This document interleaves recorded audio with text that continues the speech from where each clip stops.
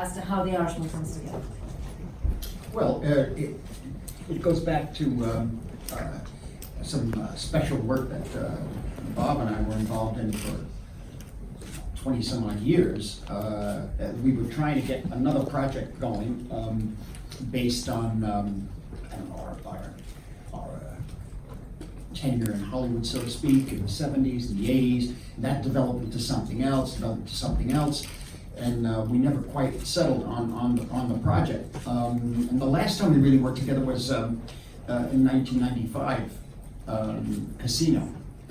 And so from that point on, we would always check with each other what we were doing, whether I could fit it into his plans and vice versa. And ultimately, we did, I think, we did get involved. What was it about? The winter of Frankie Machine? Yeah. The project? Yeah. And we weren't too enthusiastic about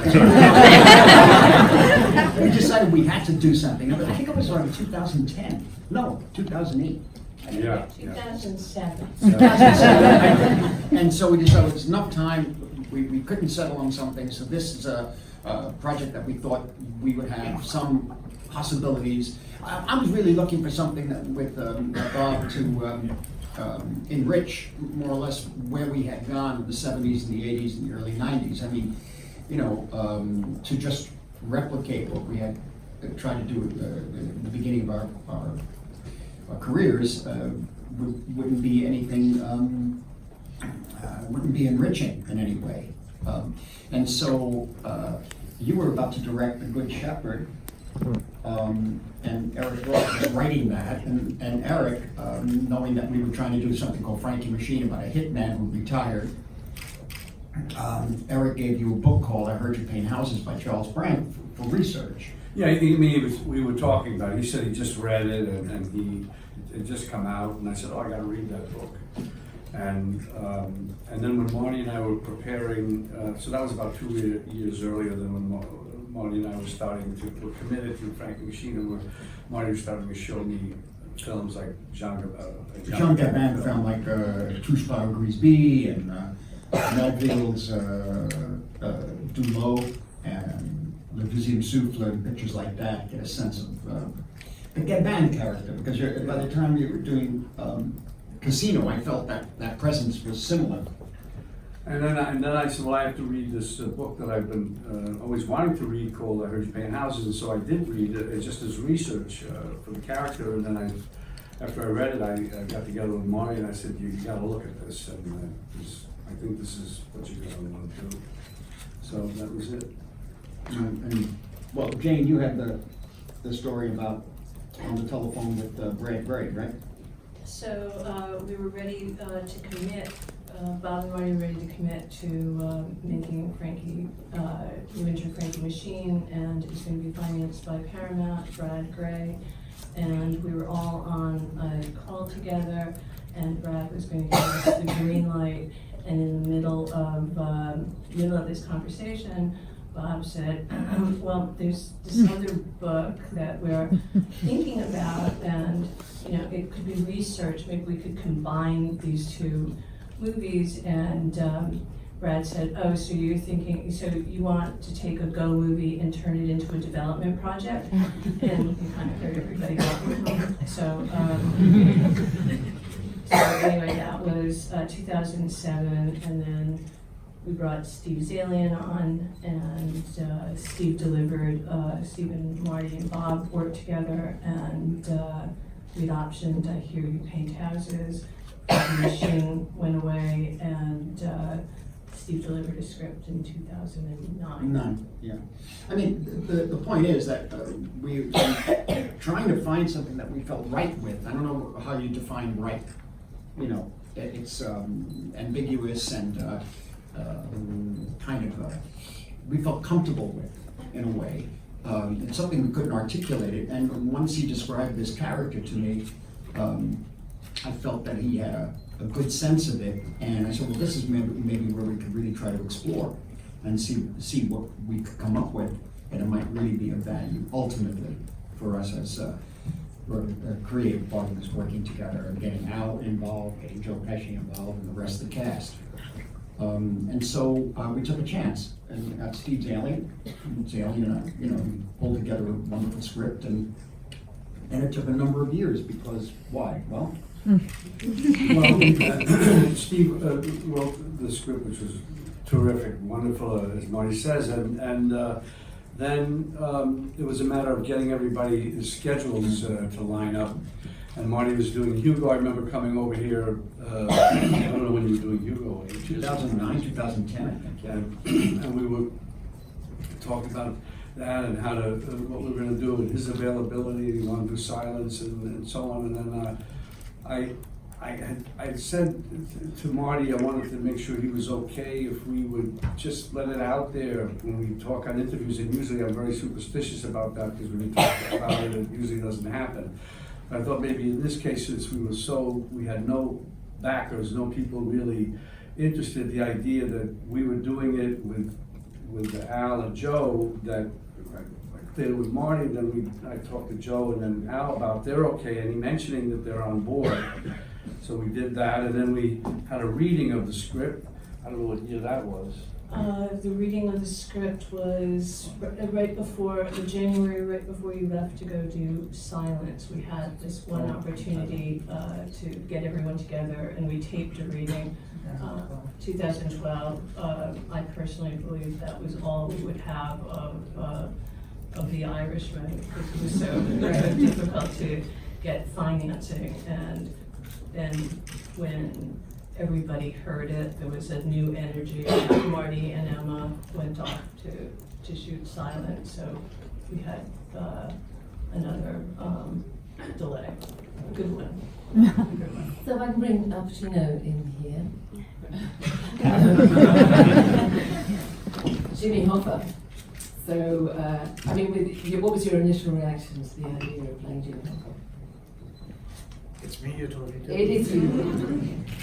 Well, it was, at first I'd known Marty and Bob very long time, and so when they, Bob came to me, called me about it, it sounded really interesting, and the opportunity to work with them was, was very important to me. I really wanted to, for years we almost worked together, Marty and I, in different things, and of course Bob and I have worked together. I mean, we've known each other since we were young actors. So we worked together, so it was a good thing.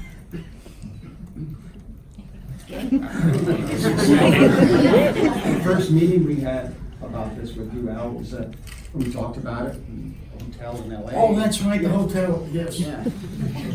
No coming back. But the thing was, I think the discussion, we talked a little bit, and then he looked at us and he said, is this gonna happen?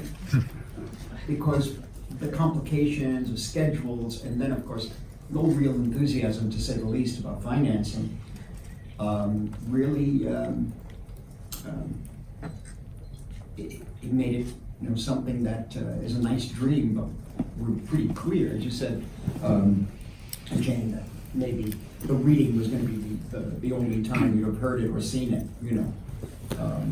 and we knew that going in, but somehow we pursued. But I think that reading was very well orchestrated. Yes. I think Bob did it and arranged it so that, I guess you would say, the right kind of people were there to listen to it, and that was very effective. Yeah, they got excited by that. They still didn't give us the money. They were excited. It's actually Steve in the room that could really give us the money, but it was really good. No, for good word of mouth, yeah. Yeah. Even Steve Zalian came in, and I remember it was you, Al, Bob, Bobby Cannavale, Paulie Herman. Joe was there too. Joe Pesci, Stephanie Katsurbo plays Bob's wife in the film.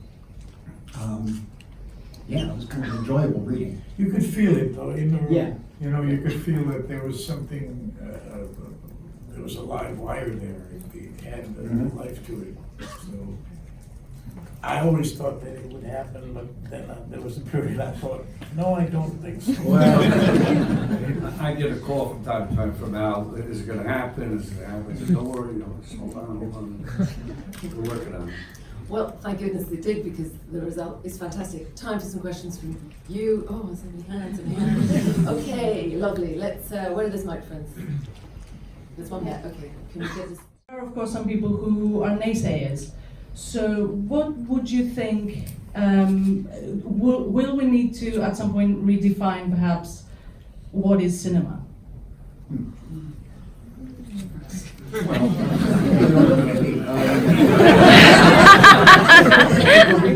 Now, in such a way, I think it's not just an evolving of cinema, but it's a revolution.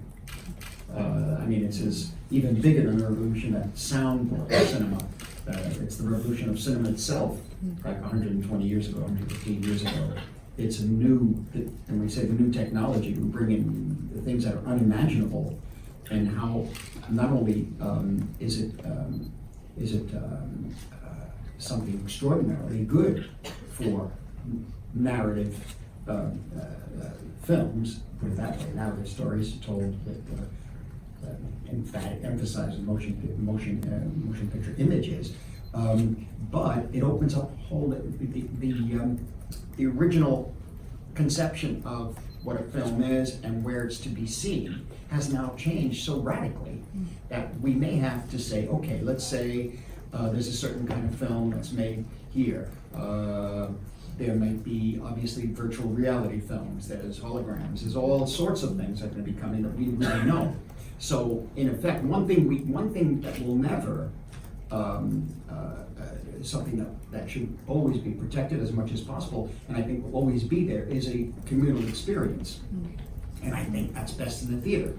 Now, homes are becoming theaters too, but it's a major change. And I think one has to keep an open mind, you know. There's no doubt, like seeing a film with an audience is really, really important. There is a problem though, in that you have to make the film, and we run out of room, in a sense. There was no room for us to make this picture, and for many different reasons, I guess. And ultimately, there was a financial issue too, in terms of the CGI that we did. And the reason why we went for CGI is kind of complicated, because at a certain point, if I made the film earlier, they could have played younger, and then at a certain point, we missed that. And then they said, well, use younger actors to play them younger. And I said, well, what's the point of that? And finally, CGI, we tried and said, oh, let's try it. Let's experiment, open it up. I mean, CGI, to that extent, is really an evolution of makeup. Really. You know, you accept certain norms in makeup. You know that he's not that old or she's not that young, but you accept that as a norm. I mean, you accept the illusion, so to speak. Taking that and having the backing of a company that says, you know, you will have no interference, you can make this picture as you want. The trade-off is it streams with theatrical distribution prior to that. I figure that's the chance we take on this particular project. You know, what streaming means and how that's going to define a new form of cinema, I'm not sure. I thought for a while maybe long form TV is cinema. It's not. It simply isn't. You know, it's a different viewing experience. You can look at 3 episodes, 2, 4, 10. You know, one week, second episode, second week. That's not. Yeah, it's a different kind of thing. So there's got to be still, what has to be protected is the singular experience of experiencing a picture, ideally with an audience. You know, but there's room for so many others now, and so many other ways, and there's going to be crossovers completely. The value, how do you say?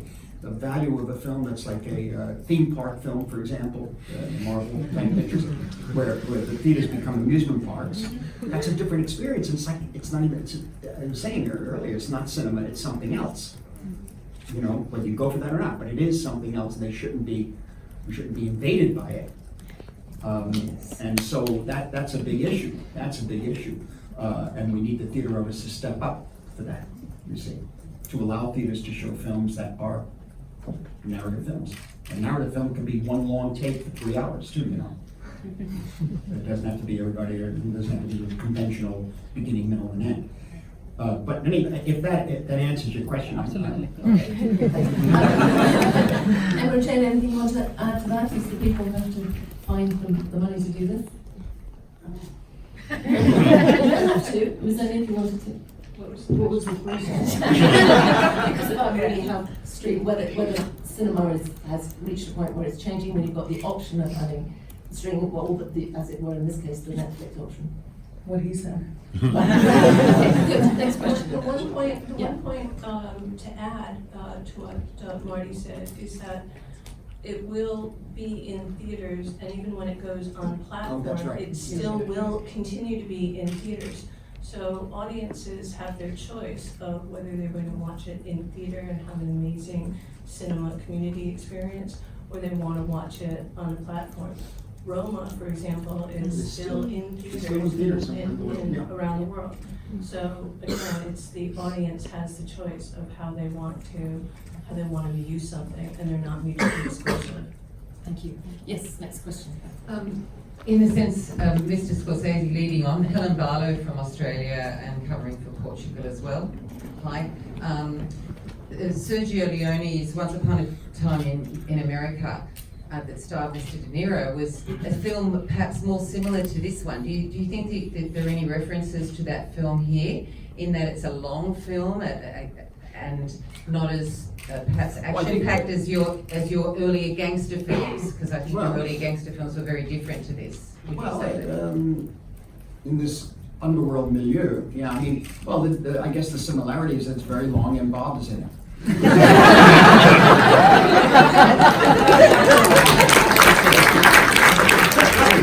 They are, but there was no way that I was thinking I was doing Sergio. I can't do that. I just intuitively made the movie, and I thought, oh, wow. When we were trying to get raise the finance, I said, I know how to do this. I said, I haven't thought. I know how to follow it through, and I just went with that. But how is it different to your earlier gangster films, though? How does it relate to them? Well, you know, back in 1973, we were 29, 30 years old. Now, we're much older. And so we hope that maybe the vantage point of time, that something has evolved and maybe deepened to a certain extent about life, really. And if that can be conveyed in the story and the performances and the way the films are put together, and that would be some sort of advancement, rather than just replicating what we had done in the past. Thank you. Hi guys, Thomas Cross here from FM104 in Ireland. And I just want to say, what did it feel like looking at yourselves younger for the first time when you were looking back at the movie? Was it a bit crazy?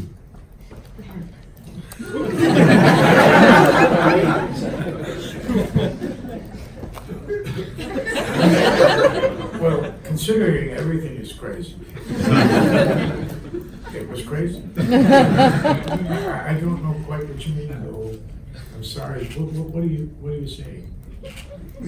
Like just with the new technology and all that, like this opens up everything that anyone can play, anyone or anything now. Does it open up a brand new world for everyone? Well, I don't feel that way personally. I mean, but maybe it does for, you know, this is a technique that's early on, you know, it's being formed. It's like what they have said, it's a form of makeup, you know, and it could change things, but I don't think you feel that way as an actor. I think you feel that as an actor, you're playing a role, and a role that more than likely, hopefully, you're suited for. And so when you do that, all bets are off, really. It doesn't matter. I know it doesn't matter what you look like. You know, this is sort of true in a way, because I saw the film. I mean, you showed it to me. They showed it to me without anything. And I just went with it, and I didn't think anymore that this was a story. It was so handled in such a way, it was delivered in such a way, directorially, visually, costumes, everything, and also in the acting. And so I felt that was what was taking me up. A story. I wasn't thinking about anything else after a while. I mean, I didn't even think about it when I first started. Of course, it was me. I'm a little self. I wasn't thinking about the lines in our faces or anything. I just was accepting these people. They existed too. That's another thing. This was an interesting thing to try with because it's a story about real things that happened, people who really lived. And I don't know, maybe that had something to do with in my reaction to it. So this whole thing to me is innovative, of course, but at the same time, you tell a story, and in the end, that's what I'm a little bit more. I'm a little more concerned about that. And as I say, I did see the film without any work, any, what do you call this stuff? Effects. And it was fine. As a matter of fact, I'm not the only one who felt that way. There were other people who had seen it before it happened. I mean, unless you're looking for it, right? So, oh, there it is, and then. I think it's really good that we have that in the film, that we have this potential, and it's exercised in the film. It's stating what it's stating. In the old days, they put, some actor that we all knew and loved, and they put gray hair on him, and you'd say, "Oh, he got older." But you'd accept it. You'd accept it because it was makeup, and you went with it because it was in the story. I don't know what, I'm going too far here. I dug a hole for myself on something. I don't even know what. I'm sorry. Do you want to say a little about where you saw yourself? Yeah. I always joke that my career will be extended another 30 years. But, no, it's a whole interesting thing because where it will evolve, as far as, I was just thinking about copyrights and later and new and likeness and this and who gets it after we're all long gone, families and stuff like that. I mean, they even have that now in some ways with using famous actors from years ago in commercials who have created a certain whatever they represent what that product is, whatever. So all that stuff. I don't know. I'm just happy we're at the beginning stages of it really being explored, and God knows where it'll go. And what excited me about it was that Pablo Hellman was doing this thing and wanted to make it state of the art, the best it could be to date, and that was an ambition for this movie, which was ambitious always, all the time. It fit the whole thing. Yeah. See, it's also how we move. Remember? Yeah, well, that big too. thing, how you move. These are the little things in there. You're going along looking pretty, and then you're going to get up. So someone come by us and just say, "Hey man, what are you doing? You're 39."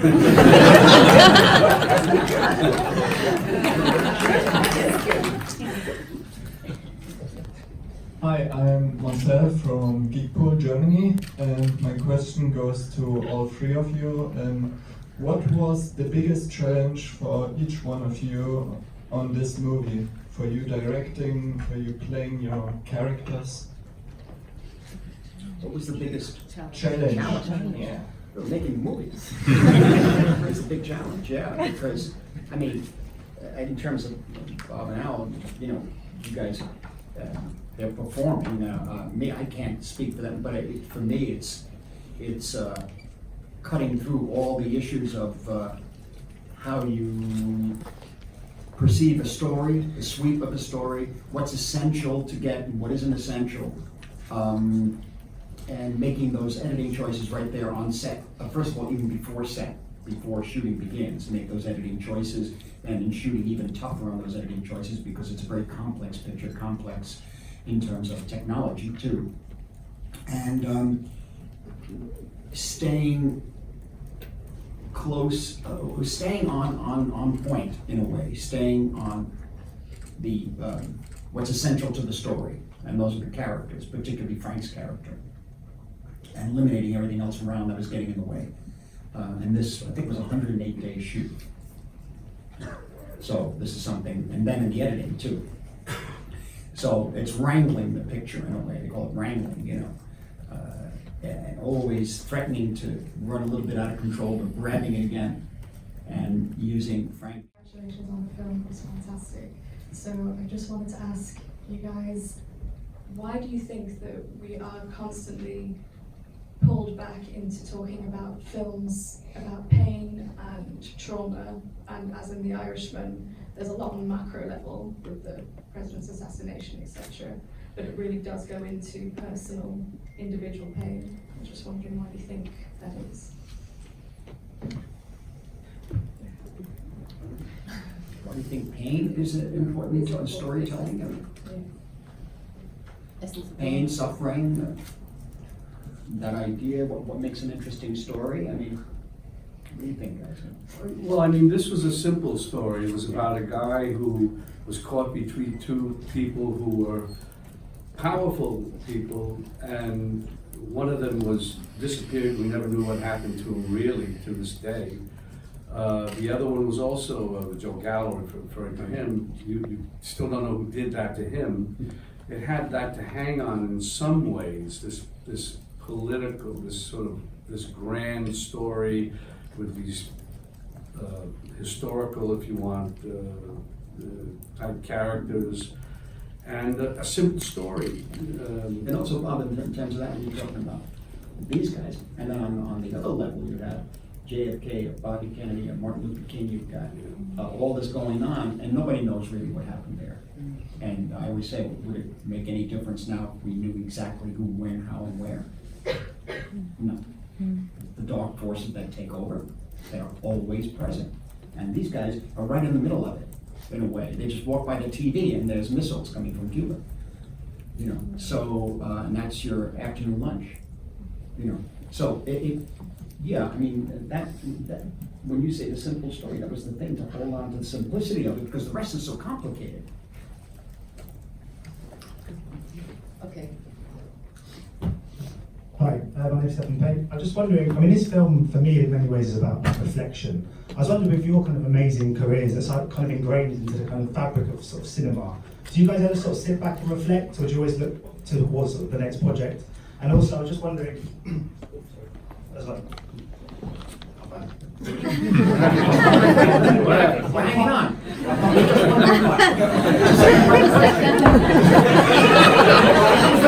So I got my purpose as a legend. All right, so do you think you could have made this film now because you live kind of full of lives, that you're now in a position where you can kind of, you're in a position, better place to sort of understand the texture of this narrative? You mean that we could have made this film earlier, would have been different? Well, yeah, I think, yeah, absolutely. I mean, it's like, I think it isn't, I don't think we all got together and said, let's make a movie and reflect.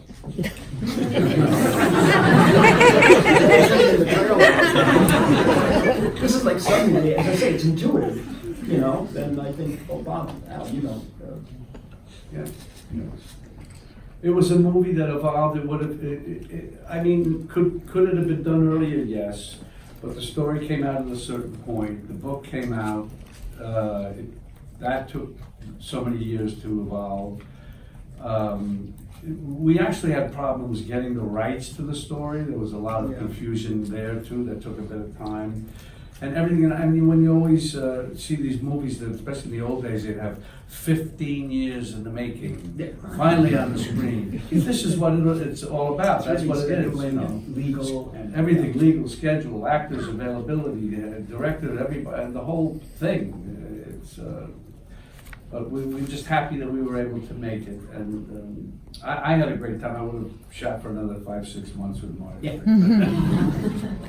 Well, sadly, time is actually the question here. I'm really sorry to those of you who've not managed to ask a question, but I want to thank you for the questions there were, and particularly to thank our panel.